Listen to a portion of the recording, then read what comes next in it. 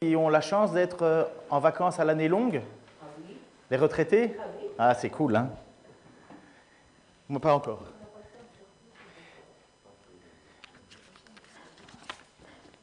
Il y a l'étude qu'on continue aujourd'hui, c'est l'évangile de Jean. Donc, instantanément, je me suis dit, parce que j'avais commencé déjà l'évangile de Jean, on est arrivé au chapitre 6, et à la suite du chapitre 6, je me suis dit, je vais prendre un peu de temps. Alors, le temps faisant son œuvre, le temps donne le temps au temps. J'ai continué à attendre jusqu'au moment où je me suis dit, tiens, ça fait longtemps, je devrais faire des rimes apparemment, ça fait longtemps que je n'ai pas pris le temps de prêcher sur Jean. Ça sonne comme un poème, ce que je suis en train de dire, c'est incroyable, c'est d'Alexandrin, non, c'est pas ça. Et j'écoutais alors des prédications, parce que là, on arrive au chapitre... Waouh! Au chapitre 7. Et en fait, il y a vraiment une transition qui existe entre le chapitre 6 et le chapitre 7 dans l'évangile de Jean. Dans l'évangile de Jean, le chapitre 6 se termine avec la fête des moissons, et au chapitre 7, il commence avec la fête des huttes ou des tentes ou des tabernacles, et qui donne en fait un espace de 6 mois. Donc en réalité, j'avais officiellement, chronologiquement, 6 mois pour faire la transition entre le chapitre 6 et le chapitre 7. Lorsque on était à faire, je vais faire un tout petit résumé du chapitre 6, on était à la fin du chapitre 6 et Jésus parlait alors aux foules, c'est là où il y a eu la multiplication des pains, il y a eu 2 fois ce miracle, ce signe de la multiplication des pains, et à un certain moment, Jésus parle alors à l'auditoire et va un petit peu les surprendre, couper l'herbe sur le pied, faire le tri. Et je discutais hier avec Jean-Claude, parce qu'on faisait du vélo ensemble, et il y a des grandes injustices sur la Terre. Je suis monté plus vite le Champ-Bœuf que lui, et nos ordinateurs électroniques ont décidé que c'était lui qui gagnait, et moi j'étais derrière. Donc on va régler ce problème un autre jour. Mais j'étais avec lui et je disais, je suis incroyable, c'est fou, comme lorsqu'on étudie l'Écriture et qu'on prend un peu plus de temps pour s'y attarder, on relève quelques petits détails, et à chaque fois on est surpris. Et lorsqu'on étudie pour l'enseigner, évidemment, on doit rendre doublement compte, donc on fait encore plus attention. On étudie avec plus attention et on voit qu'il y a des choses qui ressortent dans le texte. Une des choses qui ressort dans le chapitre 6, c'est que Jésus va dire à un certain moment aux gens, aux disciples, attention, faites attention au mot disciple, apôtre, ce n'est pas la même chose. Disciple, c'est comme des élèves qui écoutent un professeur, ils ne donnent pas forcément raison au professeur. Souvenez-vous de vos professeurs à l'école, hein, vous ne les aimiez pas tous. Mais vous étiez obligé de les écouter. Alors là, avec les disciples, ce sont des gens qui viennent écouter Jésus. Et à un certain moment, Jésus leur parle directement droit au cœur en disant, mais écoutez, enfin plus que droit au cœur, au Québec on dit dans la face. Donc il leur dit, mais vous êtes ici en fait juste parce que vous avez reçu du pain et parce que vous avez reçu de quoi vous nourrir votre ventre, mais en réalité, vous ne croyez pas en moi. Et il va faire alors une explication en disant, mais celui qui mange mon corps, ou celui qui est une vraie nourriture, ou celui qui boit mon sang, qui est une vraie boisson, ne peut pas vivre, ne peut pas être sauvé quelque part. Et là, les gens sont un peu scandalisés, ils ne comprennent pas, et il y a un bouleversement, et des personnes dans cette foule, et même le texte dit beaucoup de personnes, on ne connaît pas le nombre, mais quand il précise beaucoup, ça veut dire qu'il y a un grand nombre, surtout qu'il y avait 5000 personnes environ qui étaient là, un peu moins que 5000 c'était la veille, mais... là, le texte dit que beaucoup disent « cet enseignement est trop difficile à comprendre, qui peut l'accepter ?» Et des gens par terre et arrêtèrent de suivre Jésus. Là, honnêtement, je m'arrête une minute et je me dis « c'est pas winner ». Vous comprenez le mot « winner » ? C'est pas gagnant. Pourquoi est-ce que Jésus repousse les gens ? Pourquoi est-ce que le Sauveur du monde, celui qui vient pour annoncer la bonne nouvelle, fait un tri aussi drastique ? Parce que c'est ce que Jésus a voulu. D'ailleurs, il se tourne après ça vers les apôtres et il leur dit, est-ce que vous aussi, vous voulez partir? Et c'est là où Pierre va dire cette phrase extraordinaire qui est ici inscrite. Si tu veux mettre l'image suivante, s'il te plaît. Seigneur, Pierre va dire, Seigneur, à qui irions-nous? Il parlait des apôtres. Tu as les paroles qui donnent la vie éternelle. Nous le croyons, nous le savons. Tu es le Saint, l'envoyé de Dieu. Et nous voyons à cette partie-là un contraste entre des gens qui ne peuvent pas comprendre ce que Jésus dit, ça ne rentre pas dans leur raison, parce que pour eux, ils font le lien en disant « manger le corps de Jésus, être cannibale, je ne veux pas être cannibale, non ». Mais il y avait une portée spirituelle qui était donnée. Et Jésus amenait simplement aux gens en disant « si je ne vis pas à l'intérieur de vous, si je ne suis pas en vous, vous ne pouvez pas être sauvés ». C'est exactement ce que l'apôtre Paul va dire plus tard. Ce n'est plus moi qui vis, c'est Christ qui vit en moi. Et c'est bien toute la difficulté d'un chrétien face au péché, face à la tentation, face à la chair, cette lutte qu'il y a entre nous, l'Esprit de Dieu qui est en nous et qui veut faire la volonté de Dieu, et en même temps la chair de l'homme qui est souvent collée à nous et qui lutte pour elle faire les propres désirs. Mais Jésus dit, si je ne vis pas en vous, vous n'êtes pas sauvés. Et vous allez voir maintenant comment ça va se traduire face aux chefs religieux. Donc le chapitre 7 passe avec cette phrase et il dit « Après cela, Jésus parcourut la Galilée ». Le texte chapitre 7 et verset 1 nous disent que Jésus ne voulait plus aller en Judée parce qu'il ne voulait pas se faire avoir par les chefs religieux. Pas que Jésus avait peur de se faire attraper, c'était son objectif finalement. Mais son temps n'était pas venu et il ne voulait plus aller en Judée, il restait en Galilée. Et pendant 6 mois, donc, il est en Galilée. Et le texte nous parle à un certain moment que la Galilée, c'est en même temps l'endroit où il a grandi. Il est né à Bethléem, hein, mais il a grandi en Galilée. Ses frères, ses demi-frères, puisque Jésus est né par Marie, mais par le don du Saint-Esprit. Et les autres, c'est certainement avec Joseph et Marie, bien qu'on ne sait pas trop si c'est de Joseph ou encore un autre homme. On n'a aucune idée, parce qu'on ne voit plus Joseph dans le portrait. Et il est là avec ses demi-frères. Et à un certain moment, ses demi-frères, parce que la fête des tabernacles arrive, et qui est une immense fête, c'est vraiment la fête parmi laquelle les Juifs doivent aller, veulent aller. C'est un moment, la fête des cabanes, la fête des tentes, c'est le moment où on se rappelle la sortie d'Égypte et les gens dormaient alors sous des cabanes, sous des tentes, en mémoire de ces 40 ans passés au désert. Et encore aujourd'hui, si vous allez dans des quartiers juifs, vous allez voir, et quand j'étais en Belgique, il y avait ça, des espèces de cabanes dans les jardins ou sur les terrasses ou et ainsi de suite. Et les Juifs continuent aujourd'hui à fêter la fête des cabanes, cette fête, la fête des huttes, la fête des tentes, qui leur rappelait cette sortie d'Égypte. Donc les frères sont là et ils disent à Jésus, mais il faudrait que tu y ailles. Il faudrait que tu y ailles parce que personne ne fait des miracles comme tu le fais, des signes comme tu fais, si c'est pour ne pas le faire voir. Il faut que tu montres ça au monde, il faut que tu montres ça aux gens. Il faut que mais manifeste-toi. Alors j'imagine peut-être que les frères comprennent qu'à un certain moment, Jésus avait beaucoup de public avec lui, quand il était encore en train de prêcher sur la question de manger son corps, et que Jésus a fait en sorte que beaucoup de gens fassent un choix et le quittent. Et là, les frères, à mon avis, de Jésus devaient se dire, mais le succès n'est plus au rendez-vous. Le succès n'est plus au rendez-vous. Les foules ne sont plus là. Alors, j'extrapole peut-être. Mais Jésus a bien fait un tri quelque part. Un tri nécessaire dans la vie. Nécessaire puisque c'est Dieu qui le fait. Et il fait ce tri. Et puis, à mon avis, les frères de Jésus ne doivent pas trop comprendre pourquoi lui... Les frères ne doutent pas des miracles que Jésus est capable de faire. Hein. Il n'y a pas de doute. D'ailleurs, il leur dit, mais pourquoi tu fais ces miracles en cachette? Fais-le de manière publique. Et s'il y a bien un moment ou un endroit où il faudrait que tu montres tous ces signes, c'est bien à la fête des tabernacles. Et là, Jésus leur dit, mon temps n'est pas venu. Pour vous, je crois que le texte, je l'ai affiché. Oui, vas-y. Chapitre 7, versets 3 et 4. La fête juive des huttes était proche et les frères de Jésus lui disent, pars d'ici et va en Judée afin que tes disciples, eux aussi, vois les œuvres que tu fais. Personne n'agit en cachette s'il désire être reconnu, puisque tu fais de telles œuvres, agis en sorte que tout le monde te voit. Donc, comme je vous ai dit, à mon avis, la pensée des frères de Jésus, c'est le nombre. S'il n'y a pas de foule, il n'y a pas de succès. S'il n'y a pas un grand nombre qui voit ces choses, eh bien, tu es juste un anonyme. Et Jésus leur répond, non. Non. Non, je ne vais pas. Pour vous, tout le moment est bon. Ça nous rappelle un petit peu le chapitre 2, lorsque la mère de Jésus, Marie, lui dit « Mais remplis donc, regarde, ils n'ont plus de vin pour la fête », au chapitre 2. Et là, Jésus lui dit « Mais qu'y a-t-il entre toi et moi? Est-ce que c'est toi qui dois décider de l'horaire de Dieu ?» Et voilà exactement ce que Jésus répond aux frères, en disant « Mais pour vous, tous les moments sont bons. Pour vous, il n'y a pas de différence. Mais pour moi, ce n'est pas le moment. » Si tu peux mettre l'image suivante. Jésus leur dit, le moment n'est pas encore venu pour moi. Pour vous, tout moment est bon. Le monde ne peut pas vous haïr, mais il a de la haine pour moi parce que j'atteste que ses actions sont mauvaises.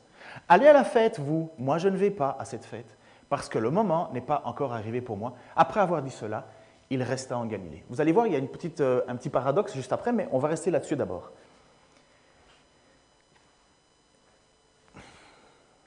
C'est en lisant l'évangile de Jean et en lisant ces paragraphes-là et en voyant Jésus, comment il parle au monde, comment il coupe un peu dans son public, entre guillemets, il y a une réalité qui, à mon avis, aujourd'hui, est en train de nous glisser entre les doigts quand on parle de Jésus, je crois. On veut présenter aujourd'hui au monde un Jésus douceret, un Jésus mignon, un Jésus gentil, un Jésus qui ne fait pas de trouble, un Jésus qui accepte tout. Au point qu'aujourd'hui, des églises acceptent l'inacceptable au nom de Jésus, parce qu'on ne sait plus qui est Jésus en vérité. Et Jésus dit aux gens, à ses frères, à ses propres frères, demi-frères, « Pour vous, tous les moments sont bons. Mais moi, je fais la volonté de Dieu. » On l'a encore entendu dans une prière aujourd'hui. « Seigneur, que ton temps, nous savons que tu ne te trompes pas. » Mais là, les frères de Jésus voulaient quelque part manager, gérer la vie de Jésus. Jésus dit non. Et la raison pour laquelle il dit non, une des premières raisons, il dit, vous savez, en fait, le monde ne m'aime pas. Pourquoi? Pas parce qu'il fait des miracles. Des milliers de personnes courent derrière ça. On ne construirait pas autant d'hôpitaux si la santé n'était pas la chose la plus importante dans un monde. Tous les ans, au 1er janvier, on te dit « bonne année, bonne santé ». La santé, c'est le plus important. Et des gens courent vers Jésus pour cela. Mais Jésus coupe à un certain moment. Parce que ce n'est pas sa mission. Ça, c'est la preuve de qui il est.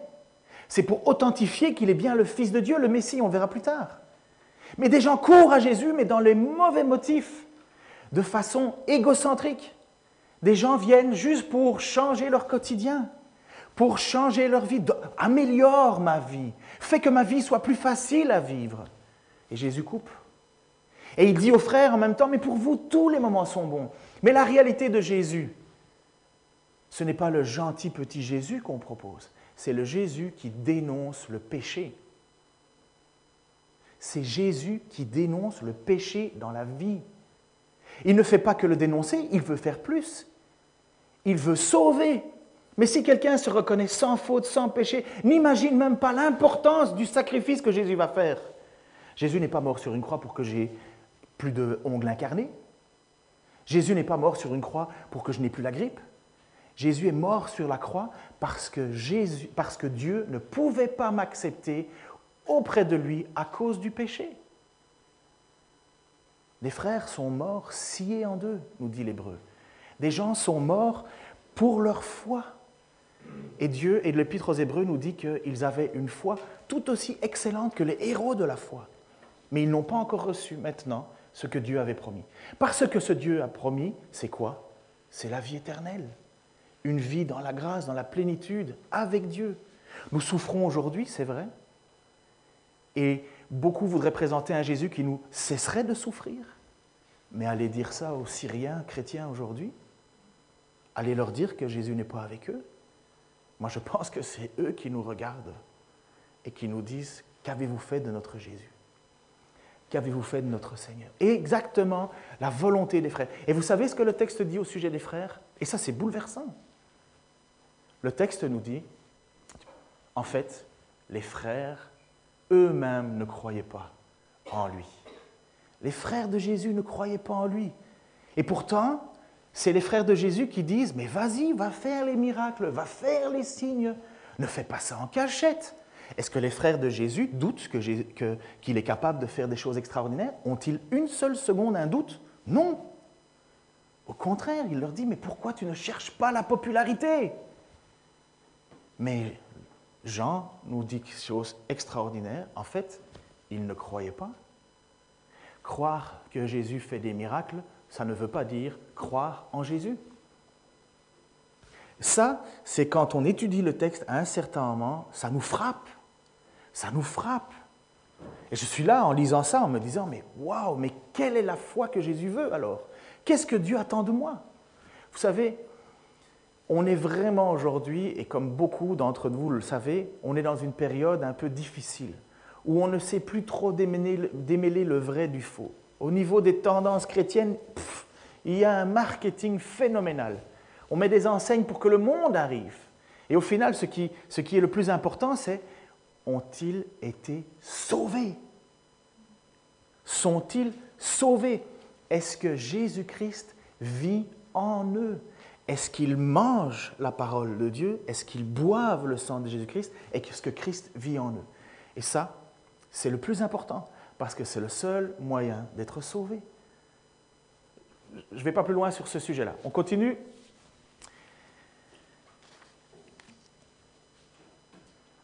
Il dit alors à un certain moment, Jésus, allez à la fête. Allez à la fête. Moi, je n'y vais pas, parce que le moment n'est pas encore venu pour moi. Mais le texte nous dit qu'un tout petit peu plus tard, Jésus y alla quand même, sans se faire connaître, de façon discrète, vers la moitié de la fête. Il y va. Et comme à son habitude, et comme c'est la majorité du temps comme ça que ça se passe, Jésus va se retrouver en train enseigner dans le temple. Et tous les rabbins faisaient ça. Il y avait beaucoup de rabbins qui avaient des disciples, des jeunes disciples avec eux, et qui leur enseignaient la loi. Et Jésus va discrètement et il enseigne la loi. Mais il enseigne de manière tellement spéciale que ça attire le monde. Il enseigne avec une autorité que les gens n'ont jamais entendue.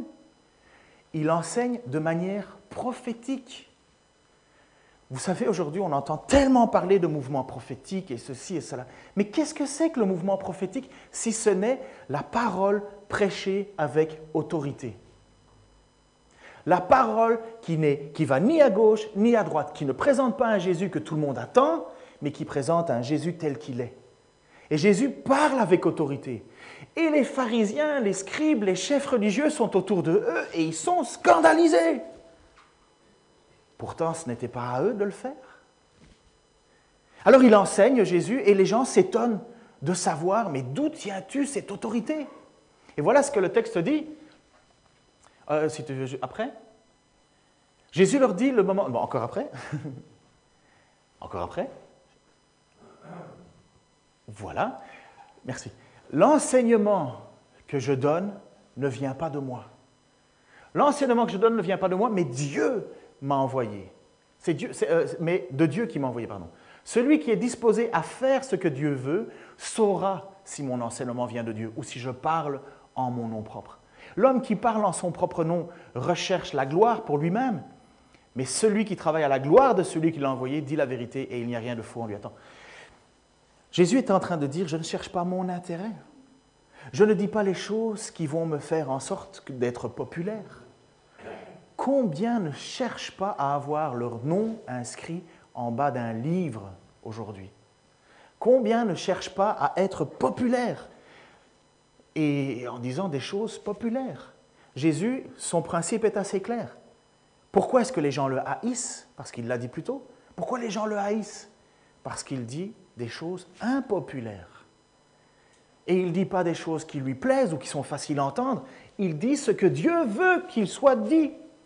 Parce qu'il ne veut pas chercher son autorité, Jésus. Il cherche l'autorité de Dieu. Il cherche à remplir l'œuvre de Dieu. Le comment va être très important. Le comment on le fait est important. Mais le message ne doit absolument pas être changé. C'est le message que Dieu veut qu'il soit dit. Alors on continue. Parcourez les rues de Jérusalem. Regardez, je vous en prie, et informez-vous. Ah, pardon, j'ai été trop vite. Remets l'image avant. Quand Jésus est face à ces religieux, quand Jésus est face alors à ces scribes qui lui disent « Mais d'où tiens-tu ton enseignement ?»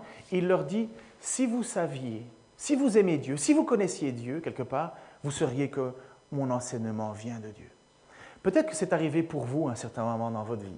Mais moi, j'étais là, jeune, inconscient, et de temps en temps, je prenais la Bible, je la lisais, puis je la lisais plus, puis je la lisais. Je n'ai pas une famille chrétienne, hein, c'était juste parce que mes parents avaient reçu d'un ami curé, je ne sais même pas comment ils ont eu un ami curé dans leur vie, qui leur avait donné une Bible de Jérusalem, qui était là dans ma bibliothèque, et je la sortais de temps en temps, juste pour me faire un petit plaisir de lire l'Apocalypse. Mais quand je lisais les paroles de Jésus, je savais que je lisais quelque chose de particulier.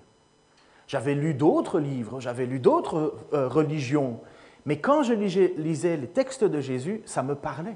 Je ne voulais pas que ça me parle, mais ça me parlait. Et je reconnaissais, sans avoir accepté Jésus dans ma vie, sans avoir accepté Dieu du tout, j'étais encore dans la drogue et tous ces méandres, mais je reconnaissais qu'il y avait une autorité là qui dépassait. Et j'aimais ça de Jésus.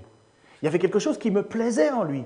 Il y avait une autorité qui émanait de Jésus qui me faisait plaisir. Et alors quand je lisais les textes où Jésus s'en prenait directement aux responsables religieux, moi je jubilais. Je lisais ça en disant, mais voilà, j'ai raison de croire que ce sont tous des mauvais, que ce sont tous des méchants. Et je mettais tout le monde dans le même sac. Tu étais religieux, tu étais hypocrite. Voilà, c'était comme ça. C'est Jésus qui l'a dit, c'est le fils du boss qui le dit. Et je lisais ça. Et je m'encourageais, et je me glossais de ça. Et dès que j'avais l'occasion de parler avec un chrétien, je lui disais, vous êtes des hypocrites. En fait, Dieu attend de vous des choses, mais vous ne le faites pas, et Jésus vous le dit, que vous êtes des hypocrites. Et c'est exactement ce qui se passe dans le temple avec Jésus maintenant. Il est là, et il va parler alors à ses pharisiens, à ses scribes, à ses responsables religieux. Vous allez voir, et peut-être que vous allez le lire, dans le livre de Jean, Jean ne fait pas toujours la différence entre les Juifs, qui sont la majorité, le peuple juif, et les Juifs, qui sont alors les représentants de l'autorité juive. Alors parfois il va préciser que ça sera des scribes, parfois il va préciser que ça sera les pharisiens, ou parfois il va simplement dire les chefs des Juifs ou les Juifs. Mais pour Jean, c'est toujours des gens qui représentent l'autorité, ou en tout cas ceux qui sont les descendants du peuple juif. Mais en même temps, qui continuent à vouloir, parce qu'ils ne le font pas, à vouloir obéir à Dieu. Et Jésus sait qu'en face de lui, les responsables religieux sont des hypocrites. Il n'y a rien, mes amis, rien qui est le plus scandaleux aux yeux de Dieu que l'hypocrisie. Quand tu lis dans les textes que Jésus, qui n'a jamais péché, qui n'a jamais fait de tort, n'a jamais fait de mal, se permet de dire à des gens hypocrites, il est en train de dire une vérité et pas une insulte. Hypocritesse, c'est cœur partagé. Quelqu'un qui n'est pas sincère. Vous savez ce que ça veut dire sincère? Sincere. À l'époque, on vendait des amphores. Vous voyez ça aujourd'hui dans les magasins ou bien dans les musées, on voit des amphores. Et à l'époque, on vendait des amphores qui étaient cassés, mais on voulait quand même les vendre. Alors, sur le marché, ça ne se voyait pas trop, mais qu'est-ce qu'on faisait? On mettait de la cire. Quand elles étaient cassées, on mettait de la cire et on les recollait tant bien que mal. Et c'était devenu, maintenant, la difficulté, c'était de savoir si l'amphore que tu allais acheter avait été recollé ou pas. Parce que si vous mettez un peu de liquide chaud, oui, dans un amphore, avec un peu de cire, ça fond, pouf, c'est foutu.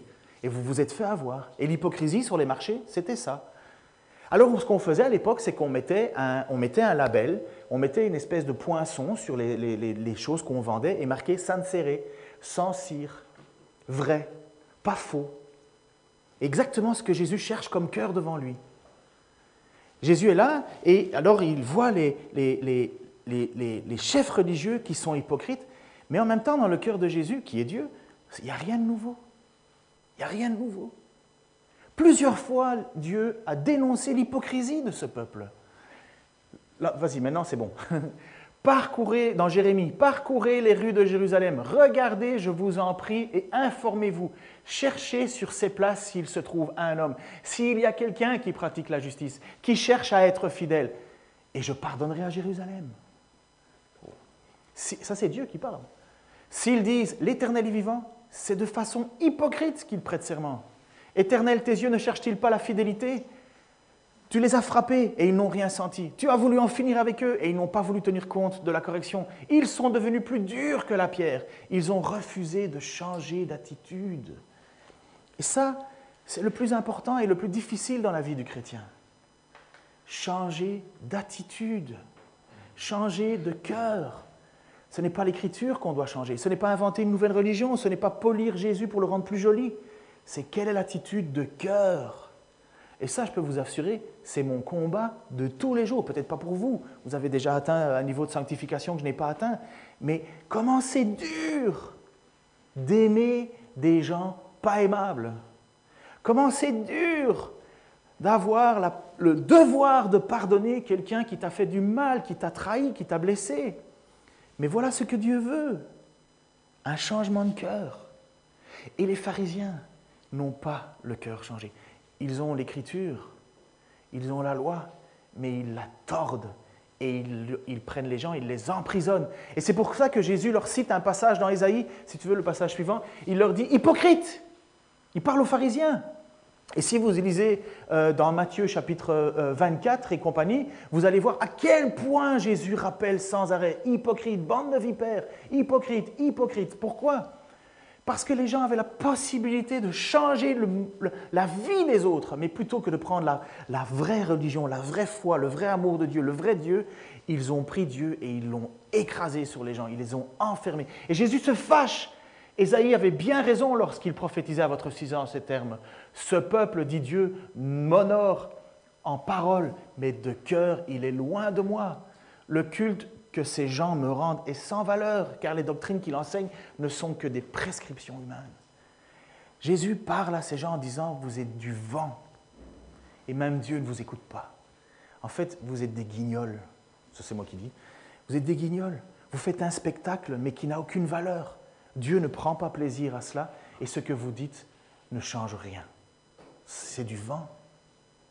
Mais c'est fort de la part de Jésus de dire ça. Jésus n'a jamais péché, Jésus n'a jamais menti, Jésus n'a jamais trahi. Jésus est juste, saint, 3 fois saint. C'est la raison pour laquelle il peut offrir sa vie pour moi.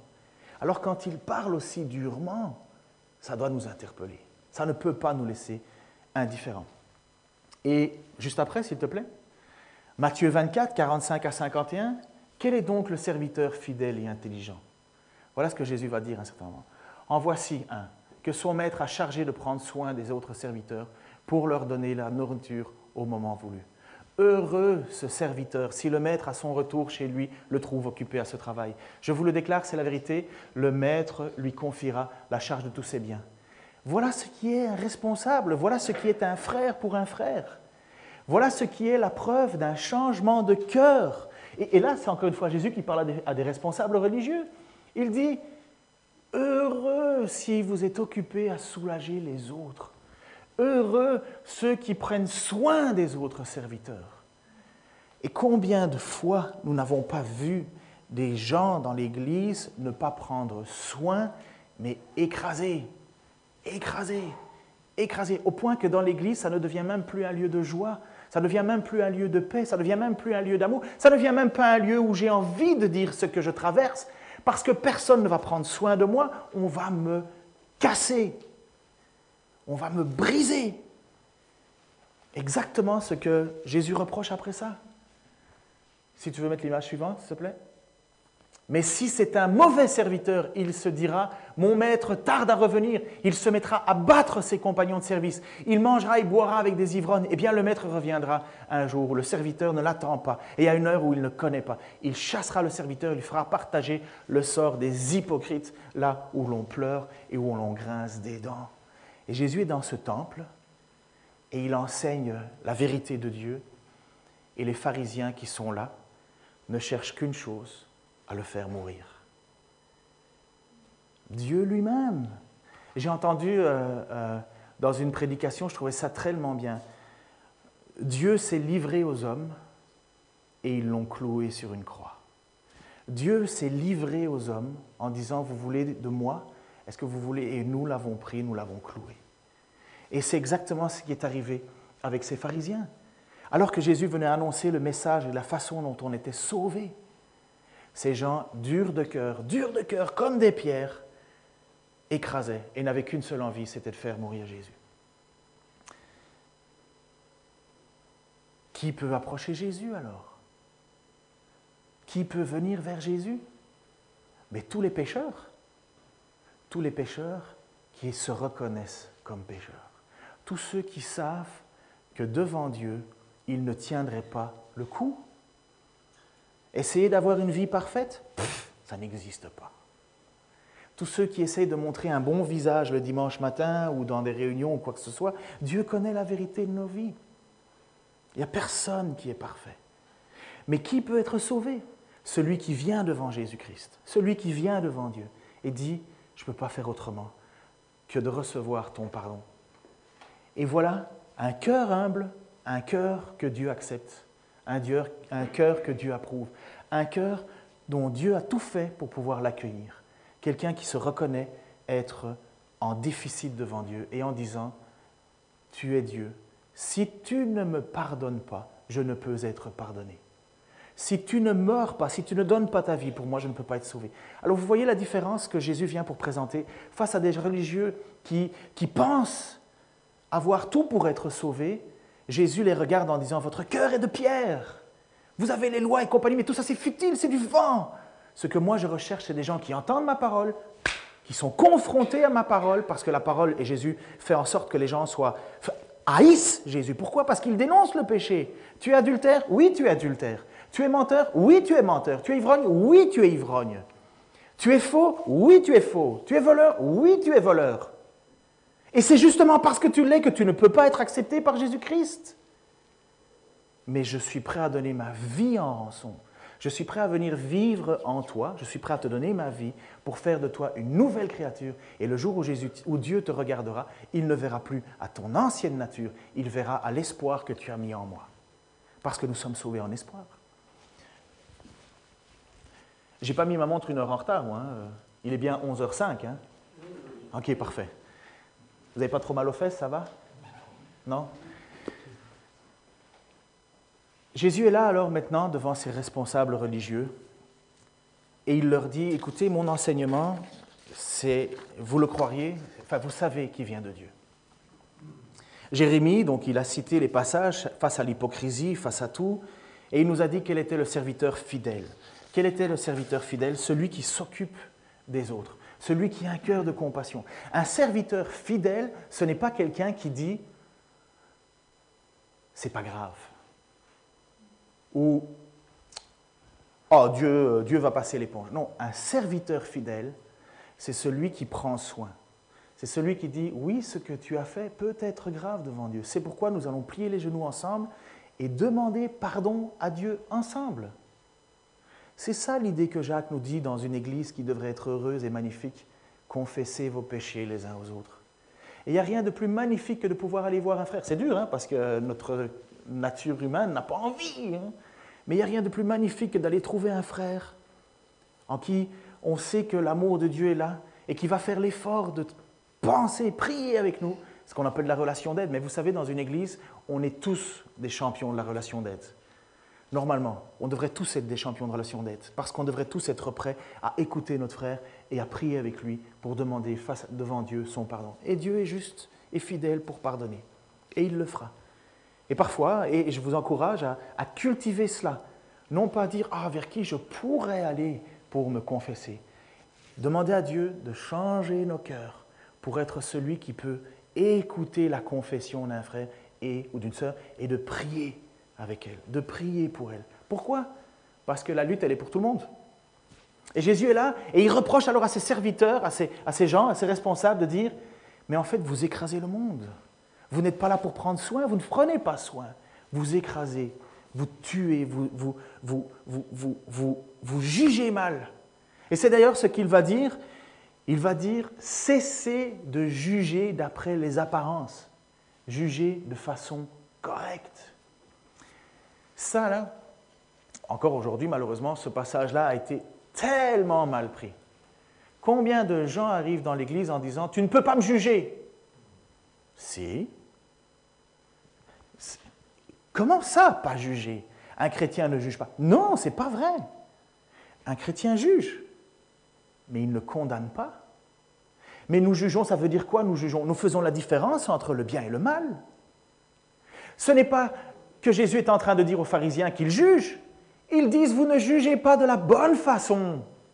Vous devriez au contraire juger de façon correcte. Mais vous jugez selon les apparences.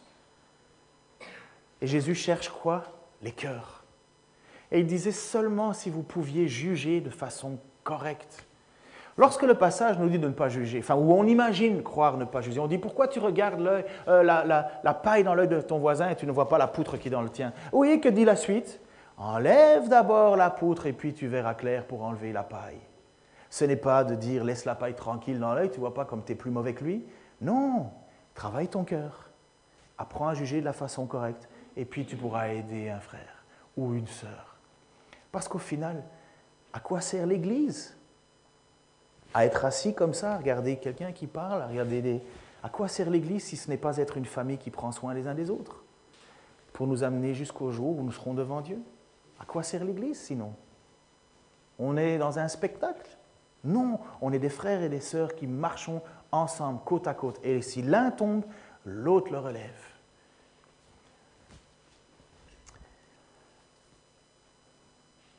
Tu peux mettre l'image suivante? Oui, merci. Au final, le peuple est là, et il y en a certains qui se disent dans le texte, vous verrez ça, parce que les chefs religieux ne réagissent pas. Et alors il y en a certains qui disent, mais finalement, est-ce que les chefs religieux ont-ils reconnu que c'était le Messie? Et là, dans le peuple, dans les gens qui sont en train de dire, mais non, ça ne peut pas être le Messie, parce que le Messie, on sait d'où il vient. Enfin, le Messie ne peut pas venir de Galilée. Le Messie doit venir de Bethléem, de la fille de David. Et les gens ne savent pas trop qui est Jésus. Et Jésus pose cette question après ça, et je trouve que cette question, elle est formidable. Pour moi, pour vous, pour ceux qui sont chrétiens depuis ce matin, je l'espère, pour ceux qui sont chrétiens depuis bien avant que j'existate, au moins 42 ans. Mais qui est vraiment Jésus? Et moi, j'aime cette phrase que Jésus dit, mais savez-vous vraiment qui je suis et d'où je viens? Savez-vous vraiment qui je suis et d'où je viens? Alors, comme on essaye de faire du teasing, comme c'est moi qui prêche la semaine prochaine, je vous dirai, venez la semaine prochaine, on va travailler ça ensemble. Mais ce que je voudrais surtout vous mettre devant vous, c'est que les frères de Jésus ne savaient pas qui était Jésus. Les apôtres ont découvert petit à petit qui était Jésus. Tu es le Sauveur, le Fils de Dieu. Tu es le Sauveur. Les pharisiens ne savaient pas qui était Jésus. Ils ne comprenaient pas que devant eux, c'était le Messie. Ils ne comprenaient pas que devant eux, c'était Dieu, ou d'autres vont dire le prophète. Ils ne le comprenaient pas. Et la foule ne savait pas non plus. Et la foule ne savait pas ce qu'il fallait penser. Certains disent que c'est un homme de bien, d'autres disaient que c'est un homme qui est du mauvais, même pire, qu'il avait Belzébul, le diable en lui. Les gens ne savaient pas qui était Jésus. Et nous, et moi, et toi, est-ce que tu sais vraiment qui est Jésus? Parce que cette découverte fondamentale de qui il est, ça change tout. Ça change tout. Ce n'est pas de savoir qui est Jésus, finalement, qui est important, ni d'où il vient, bien qu'il ne vient pas de Bethléem, hein, Jésus. Enfin, ce n'est pas ça le but, c'est qu'il vient du ciel. Au commencement était la parole était avec Dieu, la parole était Dieu, la parole s'est faite chair, elle a habité au milieu de nous. Nous avons besoin de savoir ce que Jésus veut faire pour nous, et réellement. Qui il est vraiment. Alors je vous inviterai, pendant les semaines qui vous restent de vacances, d'ailleurs vous allez lire dans tous les magazines de filles, de femmes, de garçons, de tout ce que vous voulez, comment rentabiliser mes vacances, les livres à lire au bord de la plage, même si vous n'allez pas à la plage, vous lirez, mais relisez l'évangile de Jean. Il y a des petits livres à l'arrière, vous pouvez en prendre. C'est Matthieu peut-être les évangiles qu'on a? C'est Jean? C'est Jean, ça tombe bien. On en a en profusion. Vous n'avez pas l'évangile de Jean? Prenez-le, lisez-le, redécouvrez qui est Jésus, afin que nous ne tombions pas dans le travers des frères de Jésus, qui finalement ne le connaissaient pas, ne croyaient pas en lui, que nous ne tombions pas dans le travers du peuple, qui ne savait pas quoi penser, que nous ne tombions pas dans le travers des pharisiens, qui ne faisaient que juger sans savoir. Jésus a guéri, et la raison pour laquelle Jésus est attaqué, pourquoi les chefs religieux voulaient faire mourir Jésus-Christ, c'est parce que Jésus avait guéri un homme paralysé depuis 38 ans à la fameuse citerne de Bethesda, ou Bethsaïda, ça dépend de vos versions, et il avait guéri un paralytique qui voulait sauter dans l'eau. Vous vous souvenez, ça fait 38 ans qu'il attend sur les bords, personne ne l'aide. Jésus le guérit ce jour-là, et les pharisiens disent « Quoi? Une guérison un jour de sabbat? Malédiction !» Et Jésus va les prendre au jeu en disant « Oui, mais quand vous avez un enfant qui naît, et que cet enfant doit être circoncis le 8e jour, et que ce 8e jour tombe un jour de sabbat, est-ce que vous le circoncisez, oui ou non? » Et les pharisiens ne pouvaient pas dire autre chose que « Mais oui, nous le circoncisons. » Mais qu'est-ce que c'est que la circoncision? Si ce n'est qu'à l'époque, la volonté de Dieu de dire « Je te purifie pour faire partie de mon peuple », un signe de purification. Et Jésus sous-entendu « Moi, je purifie un homme complètement, et vous me jugez, alors que vous vous faites vos rituels et vous ne comprenez pas ce que c'est la circoncision. Et Jésus va dire plus tard, et l'apôtre Paul va dire plus tard, circoncision de cœur. Mais ces gens-là n'ont pas une circoncision de cœur. Ils sont des gens qui vont pleurer et grincer des dents le jour du jugement, pas parce qu'ils ont la mauvaise doctrine, mais parce qu'ils ont le cœur à la mauvaise place. Seigneur, je te supplie, je t'en supplie pour ma vie, pour moi-même en tant que pasteur, parce que tu m'as donné cette tâche, Seigneur, de veiller à mon cœur, de transformer mon cœur, de purifier mon cœur. Oh Seigneur, que c'est vrai, c'est pas facile, les relations humaines. C'est pas facile, Seigneur. Tu le sais, nous le savons tous, nous le vivons tous. Seigneur, mais aide-moi, aide-nous à transformer notre cœur pour être vraiment des disciples que tu attends, que tu veux. Seigneur, ne nous permets pas non plus de jongler avec tes paroles et de retenir seulement ce qui nous intéresse ou pas, mais que nous prenions tout. Seigneur, nous savons que les gens t'ont haï parce que tu as dénoncé le péché. Mais Seigneur, nous savons que c'est parce que nous sommes pécheurs que nous pouvons être sauvés. Seigneur, nous vivons aujourd'hui une transition dans notre société. Nous vivons, Seigneur, des moments difficiles, peut-être la fin des temps. Je n'en sais rien, Seigneur Jésus-Christ. Toi, tu le sais. Et en même temps, non, Dieu le sait seul. Mais Seigneur, un jour, nous serons jugés devant toi. Et nous serons jugés à la manière dont nous avons jugé les autres. Seigneur, aide-nous à juger correctement, à être des vrais frères et des vraies sœurs qui prenons soin les uns des autres. Seigneur, et que cette Église puisse ne pas être juste un bâtiment, des pierres, des heures de rendez-vous, des assistances, mais que ça soit vraiment un lieu où coule ta grâce et qui nous aide chaque jour à avancer un peu plus vers cette destinée que tu nous as promis. Dans le nom de Jésus-Christ. Amen.